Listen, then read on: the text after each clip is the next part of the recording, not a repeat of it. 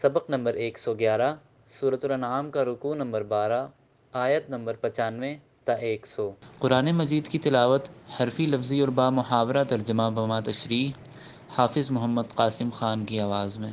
بسم اللہ الرحمن الرحیم۔ ان اللہ فالق الحب والنوى يخرج الحي من الميت ومخرج الميت من الحي ذلكم الله فأنا تؤفكون۔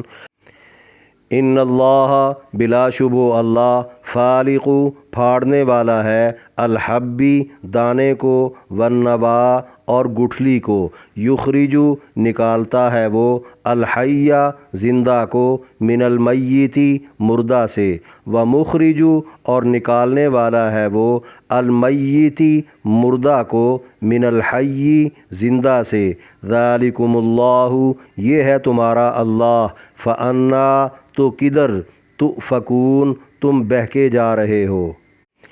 پوری آیت۔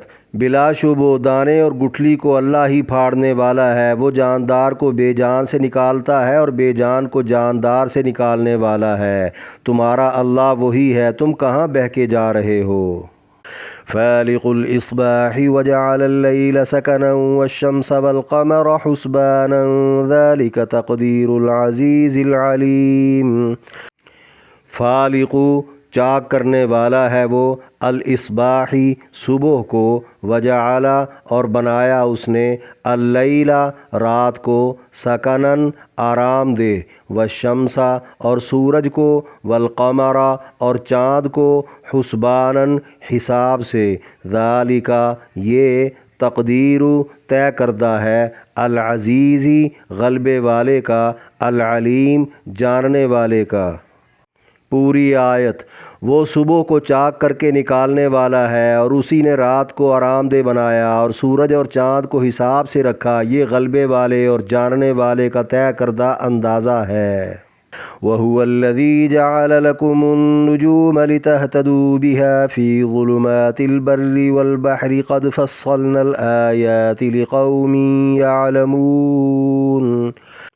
وَهُوَ اور وہ، الذی وہی ہے جس نے، جعل بنائے، لکم تمہارے لیے، النجوم ستارے، لتہتدوا تاکہ راستہ پاؤ تم، بہا ان کے ذریعے، فی ظلماتی اندھیروں میں، البری خشکی کے، والبحری اور سمندر کے، قد فصلنا الآیاتی بے شک ہم نے کھول کر بیان کر دی ہیں آیتیں، لقوم یعلمون اس قوم کے لیے جو جانتی ہے۔ پوری آیت۔ اور وہی تو ہے جس نے تمہارے لیے ستارے بنائے تاکہ تم ان کے ذریعے خشکی اور سمندر کے اندھیروں میں راستے معلوم کر سکو، بے شک ہم نے ان لوگوں کے لیے آیتیں کھول کر بیان کر دی ہیں جو جانتے ہیں۔ وَهُوَ الَّذِي أَنشَأَكُم مِّن نَّفْسٍ وَاحِدَةٍ فَمُسْتَقَرٌّ وَمُسْتَوْدَعٌ قَدْ فَصَّلْنَا الْآيَاتِ لِقَوْمٍ يَفْقَهُونَ۔ وَهُوَ اور وہ، الذی وہی ہے جس نے، انشأکم پیدا کیا تمہیں، من نفس واحدۃ ایک جان سے، فمستقر پھر ٹھہرنے کی جگہ ہے، ومستودع اور امانت رکھے جانے کی جگہ ہے، قد فصلنا الآیات بے شک کھول کر بیان کر دی ہم نے آیتیں، لقوم یفقہون اس قوم کے لیے جو سمجھتی ہے۔ پوری آیت۔ وہی تو ہے جس نے تمہیں ایک جان سے پیدا کیا، پھر ایک تو ٹھہرنے کی جگہ ہے اور ایک امانت رکھے جانے کی جگہ ہے، بے شک ہم نے ان لوگوں کے لیے کھول کر آیتیں بیان کر دی ہیں جو سمجھتے ہیں۔ وَهُوَ الَّذِي أَنزَلَ مِنَ السَّمَاءِ مَاءً فَأَخْرَجْنَا بِهِ نَبَاتَ كُلِّ شَيْءٍ فَأَخْرَجْنَا مِنْهُ خَضِرًا نُخْرِجُ مِنْهُ حَبًّا مُتَرَاكِبًا وَمِنَ النَّخْلِ مِنْ طَلْعِهَا قِنْوَانٌ دَانِيَةٌ وَجَنَّاتٍ مِنْ أَعْنَابٍ وَالزَّيْتُونَ وَالرُّمَّانَ مُشْتَبِهًا وَغَيْرَ مُتَشَابِهٍ انظروا إلى ثمره إذا أثمر وينعه إن في ذلكم لآيات لقوم يؤمنون۔ وہوا اور وہ الذی وہی ہے جس نے انزلہ اتارا من السماء آسمان سے ماء پانی فاخرجنا پھر نکالی ہم نے بھی اس کے ذریعے نباتا کونپلیں کل شیء ہر چیز کی فاخرجنا پھر نکالی ہم نے منہ اس سے خاضرن سبز کھیتی نخرجو ہم نکالتے ہیں منہ اس سے حبن دانے متراکبن تہ در تہ چڑھے ہوئے ومن النخلی اور کھجوروں میں سے من طلعہا اس کے کچے ڈوکے قنوان پھلوں کے گچھے دانیتن جھکے ہوئے وجنات اور باغات من اعناب انگوروں کے والزیتون اور زیتون کے والرمان اور انار کے مشتبہن ملتے جلتے وغیرہ اور نہیں بھی متشابہن ملتے جلتے وہ انظروا دیکھو تم الی ثمرہ اس کے پھل کی طرف اذا اثمر جب وہ پھل لاتا ہے وینعہ اور اس کا پکنا ان فی ذالکم بے شک اس میں لآیات نشانیاں ہیں لقوم یؤمنون اس قوم کے لیے جو ایمان رکھتی ہے۔ پوری آیت۔ اور وہی تو ہے جس نے آسمان سے پانی اتارا پھر اس کے ذریعے ہم نے ہر چیز کی کونپلیں نکالیں پھر اسی سے ہم نے سبز کھیتیاں نکالیں جس سے ہم تہ در تہ چڑھے ہوئے دانے نکالتے ہیں اور کھجور کے کچے ڈوکوں میں سے جھکے ہوئے پھل کے گچھے اور انگوروں کے اور زیتون کے اور انار کے باغ بھی آپس میں ملتے جلتے اور نہیں بھی ملتے جلتے۔ پھلوں کی طرف تم دیکھو جب وہ پھل لاتا ہے اور ان کا پک جانا بھی دیکھو بے شک اس میں ان لوگوں کے لیے نشانیاں ہیں جو ایمان رکھتے ہیں۔ وَجَعَلُوا لِلَّهِ شُرَكَاءَ الْجِنَّ وَخَلَقَهُمْ وَخَرَقُوا لَهُ بَنِينَ وَبَنَاتٍ بِغَيْرِ عِلْمٍ سُبْحَانَهُ وَتَعَالَى عَمَّا يَصِفُونَ۔ وَجَعَلُوا اور بنایا انہوں نے للہ اللہ کے لیے شرکاء شریک الجن جنات کو وخلقہم حالہ پیدا کیا اس نے ان کو وخرقوا اور تراش لیے انہوں نے لہو اس کے لیے بنین بیٹے وبناتن اور بیٹیاں بغیر علم بغیر علم کے سبحانہ پاک ہے وہ وتعالی اور بلند تر ہے عما اس سے جو یصفون وہ بیان کرتے ہیں۔ پوری آیت۔ اور وہ جنات کو اللہ کا شریک ٹھہراتے ہیں حالہ اسی نے ان کو پیدا کیا ہے اور جہالت سے وہ اس کے لیے بیٹے اور بیٹیاں تجویز کرتے ہیں وہ ان باتوں سے پاک اور بلند ہے جو وہ بیان کرتے ہیں۔ سورۃ الانعام کے 12ویں رکوع میں درج 6 آیات کی تشریح۔ آیت نمبر 95 ان اللہ فالق الحب والنباس ذالکم اللہ فانا تؤفکون تک۔ فرمایا بلا شبہ دانے اور گٹھلی کو اللہ ہی پھاڑنے والا ہے وہ جاندار کو بے جان سے نکالتا ہے اور بے جان کو جاندار سے نکالنے والا ہے تمہارا اللہ وہی ہے تم کہاں بہکے جا رہے ہو۔ یعنی زمین کے اندر پڑے خشک بیج اور گٹھلی کو پھاڑ کر پودا نکالنے والا سوائے اللہ کے اور کوئی نہیں۔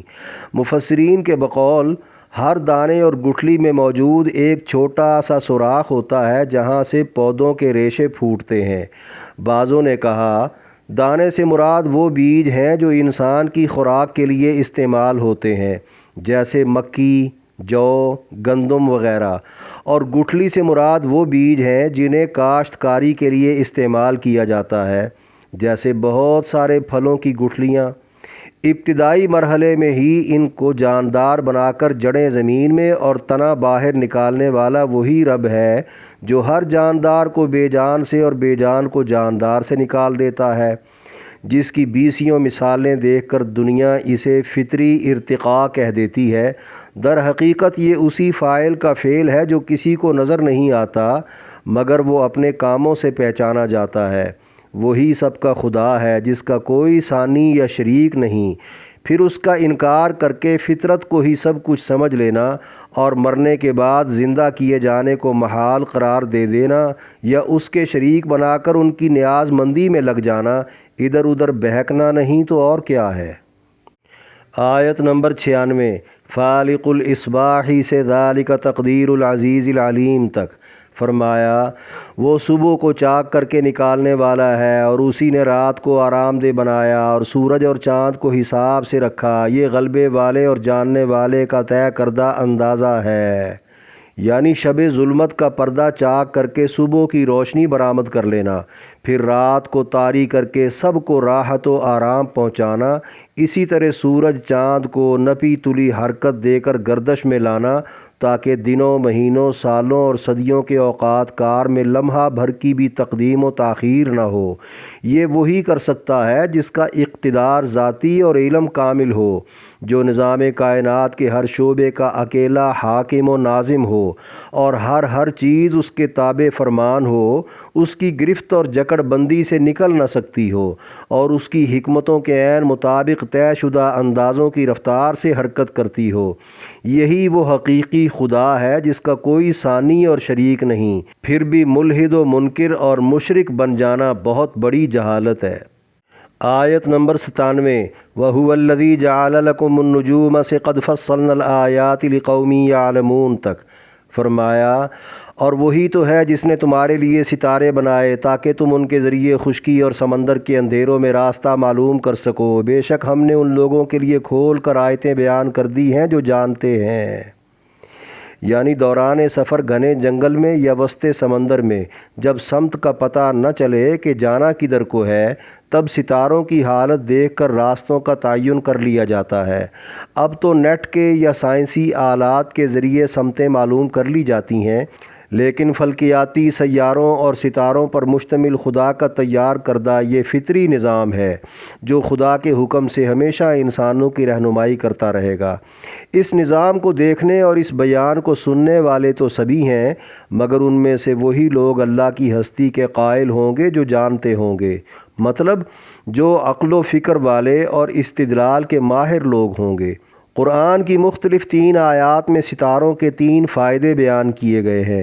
پہلا یہ کہ یہ آسمان کی خوبصورتی کے لیے ہیں، دوسرا یہ کہ یہ شیاطین کو مارنے کے لیے ہیں، اور تیسرا رات کی تاریکیوں میں راستے معلوم کرنے کے لیے ہیں۔ تفسیر در منصور میں درج متعدد روایات میں انہی تینوں مقاصد کا ذکر کیا گیا ہے، اور ساتھ ہی ستاروں کا وہ علم سیکھنے کا حکم بھی دیا گیا ہے جس سے راستے معلوم کرنے کا طریقہ آ جائے۔ بحوالہ بخاری بقول قتادہ رضی اللہ عنہ، جس نے ستاروں میں ان 3 کے علاوہ کوئی اور مقصد یا فائدہ تلاش کیا، اس نے اپنے بخت کو نقصان پہنچایا، اپنے نصیب کو ضائع کیا اور ایک ایسے کام کا تکلف کیا جس کا اسے کوئی علم ہی نہیں۔ ستاروں کے متعلق یہ عقیدہ رکھنا کہ وہ از خود مؤثر ہوتے ہیں اور ان کی گردش و جنبش سے حادثات و واقعات رونما ہوتے ہیں، بالاتفاق شرک اکبر اور ستارہ پرستی ہے۔ ستاروں کی گردش و جنبش کے ساتھ دنیا میں ہونے والی تبدیلیوں کو جوڑنا اور خبریں پھیلانا جادوگری اور کہانت ہے جس کے پیچھے شیاطین کار فرما ہوتے ہیں۔ یہ عمل بالاتفاق حرام ہے۔ ستاروں میں نحس اور سعد کا فرق رکھ کر اپنے کام انجام دینا یا کاموں سے رک جانا سخت گناہ ہے۔ البتہ ستاروں سے حساب اور اوقات میں رہنمائی لینے کی اجازت ہے، بشرطے کہ اس کا پورا علم سیکھ لیا ہو۔ بحوالہ صحیح بخاری زید ابن خالد جوہنی رضی اللہ تعالیٰ عنہ کہتے ہیں، رسول اللہ صلی اللہ علیہ وسلم نے حدیبیہ میں ہمیں نماز فجر بارش کے بعد پڑھائی جو رات کو ہوئی تھی۔ پھر جب آپ فارغ ہو گئے اور لوگوں کی طرف متوجہ ہوئے تو فرمایا، کیا تم جانتے ہو کہ تمہارے رب نے کیا کہا؟ لوگوں نے عرض کیا، اللہ اور اس کے رسول زیادہ جانتے ہیں۔ آپ علیہ السلام نے فرمایا، اللہ نے کہا، میرے بندوں میں سے کچھ نے آج مومن ہو کر صبح کی ہے اور کچھ نے کافر ہو کر۔ جس نے یہ کہا کہ بارش اللہ کے فضل اور اس کی رحمت سے ہوئی، وہ میرے اوپر ایمان رکھنے والا اور ستاروں کا منکر ہوا۔ اور جس نے یہ کہا کہ ہم فلاں فلاں ستارے کی وجہ سے بارش دیے گئے، تو وہ میرا منکر اور ستاروں کا پجاری ہوا۔ آیت نمبر 98 وَهُوَ الَّذِي أَنشَأَكُمْ سے قد فصلنا الآیات لقوم یفقہون تک فرمایا، وہی تو ہے جس نے تمہیں ایک جان سے پیدا کیا، پھر ایک تو ٹھہرنے کی جگہ ہے اور ایک امانت رکھے جانے کی جگہ ہے۔ بے شک ہم نے ان لوگوں کے لیے کھول کر آیتیں بیان کر دی ہیں جو سمجھتے ہیں۔ یعنی بلا شرکت غیر اکیلے اللہ کے کار مختار ہونے کی دلیل یہ بھی ہے کہ اللہ نے تمام انسانوں کو ایک ہی شخص آدم علیہ السلام سے پیدا کیا ہے۔ اس میں اشارہ یہ ہے کہ انسانیت کی اگر اکائی ہے تو کائنات کی اکائی کیوں نہیں ہو سکتی؟ لہٰذا اللہ کے بعد تو سب کچھ ہے لیکن پہلے کچھ بھی نہیں۔ وہ ایک جان سے کھربوں جانیں تدریجاً پیدا کر سکتا ہے، تو اپنے ایک حکم سے کھربوں مردے زندہ کر دینا اس کے لیے کیا مشکل ہے؟ پھر انسان کے تخلیقی عمل میں دو اہم مواقع یا مقام آتے ہیں جن کو آیت میں مستقر ٹھہرنے کی جگہ اور مستودع امانت رکھے جانے کی جگہ کہا گیا۔ مفسرین کے مختلف اقوال کے مطابق ٹھہرنے کی جگہ سے مراد نمبر 1 مردوں کی صلب، نمبر 2 شکم مادہ، نمبر 3 زمینی حیات ہے۔ اسی طرح امانت رکھے جانے کی جگہ سے مراد نمبر 1 صلب پدر، نمبر 2 شکم مادر، نمبر 3 قبر ہے۔ بعضوں نے کہا ٹھہرنے کی جگہ سے مراد جنت یا دوزخ ہے، اور امانت رکھے جانے کی جگہیں باقی ہیں، خواہ باپ کی پشت ہو، ماں کا پیٹ ہو، عالم دنیا ہو یا عالم برزخ ہو۔ ایک قول کے مطابق پہلے لفظ سے مستقل ٹھکانہ اور دوسرے لفظ سے عارضی ٹھکانہ بھی مراد لیا گیا ہے۔ اس تخلیقی عمل کو ساری دنیا جانتی ہے، مگر کھلی آیتوں سے وہی لوگ توحید باری تعالیٰ پر استدلال کریں گے جو سمجھدار ہوں گے۔ آیت نمبر 99 وَهُوَ الَّذِي أَنزَلَ مِنَ السَّمَاءِ مَاءً سے إِنَّ فِي ذَلِكُمْ لَآيَاتٍ لِقَوْمٍ يُؤْمِنُونَ تک فرمایا، اور وہی تو ہے جس نے آسمان سے پانی اتارا، پھر اس کے ذریعے ہم نے ہر چیز کی کمپلیں نکالیں، پھر اسی سے ہم نے سبز کھیتیاں نکالیں جس سے ہم تہ در تہ چڑھے ہوئے دانے نکالتے ہیں، اور کھجور کے کچے ڈوکوں میں سے جھکے ہوئے پھل کے گچھے، اور انگوروں کے اور زیتون کے اور انار کے باغ بھی آپس میں ملتے جلتے اور نہیں بھی ملتے جلتے۔ پھلوں کی طرف تم دیکھو جب وہ پھل لاتا ہے، اور ان کا پک جانا بھی دیکھو، بے شک اس میں ان لوگوں کے لیے نشانیاں ہیں جو ایمان رکھتے ہیں۔ یعنی اللہ نے انسان کی ضرورت طعام کے لیے خاطر خواہ انتظامات کرتے ہوئے آسمان سے پانی اتار کر زمین میں ہر طرح کی خوراک پیدا فرمائی۔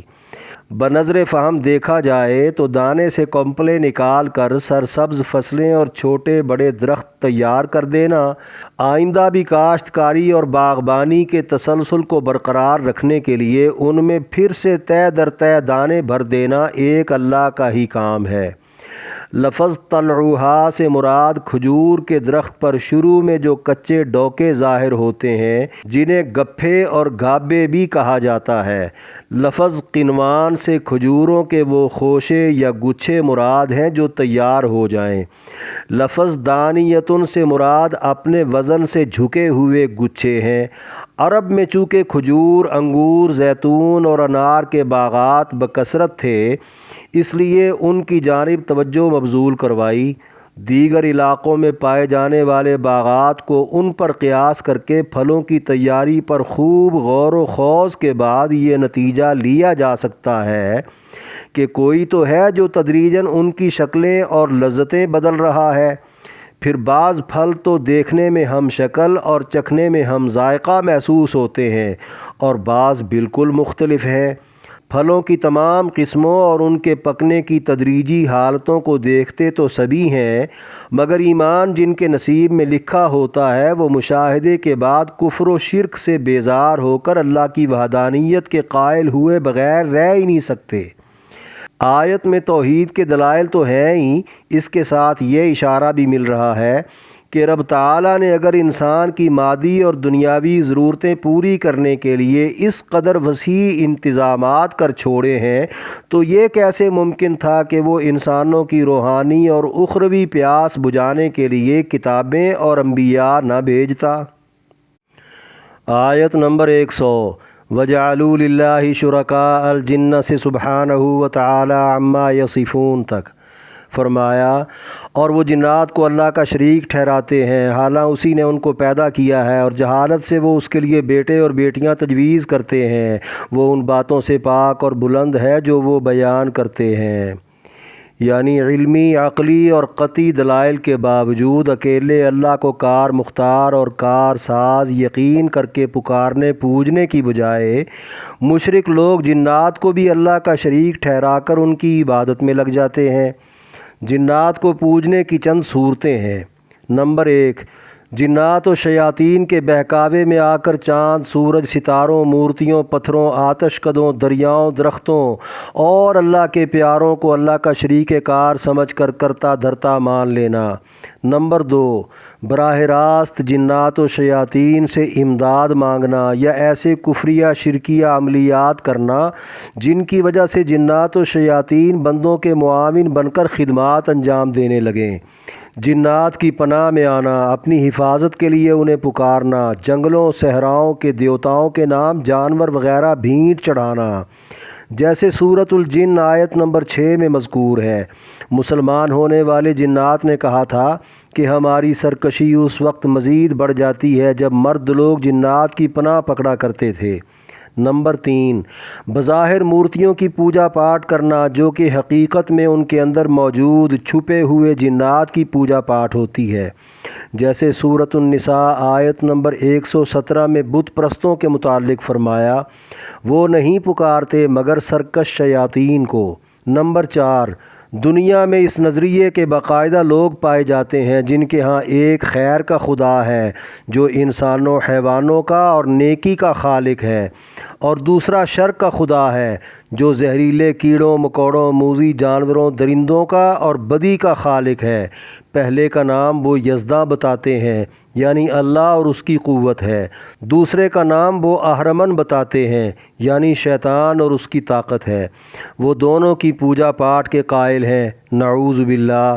حالانکہ تمام جنات و شیاطین کو پیدا کرنے والا صرف اللہ ہے، کوئی اور نہیں، پھر انہیں کارساز کیوں سمجھا جائے؟ یا یہ مطلب بھی ہے مشرکوں کو پیدا کرنے والا صرف اللہ ہے، جنات اور شیاطین نہیں؟ یہ بات مشرک بھی جانتے ہیں، پھر نہ جانے کیوں جنات کی عبادت کرتے ہیں۔ جہالت میں ڈوبے مشرک لوگ شرک کے ساتھ ساتھ اللہ کے بیٹے اور بیٹیاں ثابت کر کے بھی ظلم کرتے ہیں، جیسے یہود و نصارہ کا عقیدہ ہے کہ عزیر اور عیسیٰ علیہ السلام اللہ کے بیٹے ہیں، اور مشرکین مکہ تمام فرشتوں کو اللہ کی بیٹیاں تصور کیا کرتے تھے۔ خیر، کوئی کچھ بھی کہتا اور سوچتا پھرے، مگر اللہ ان فرسودہ تصورات سے بالکل پاک اور بلند ہے۔ گویا کوئی اللہ کی پاکی اور بزرگی بیان نہ بھی کرے تب بھی اللہ کی ذات اسی کے لائق ہے۔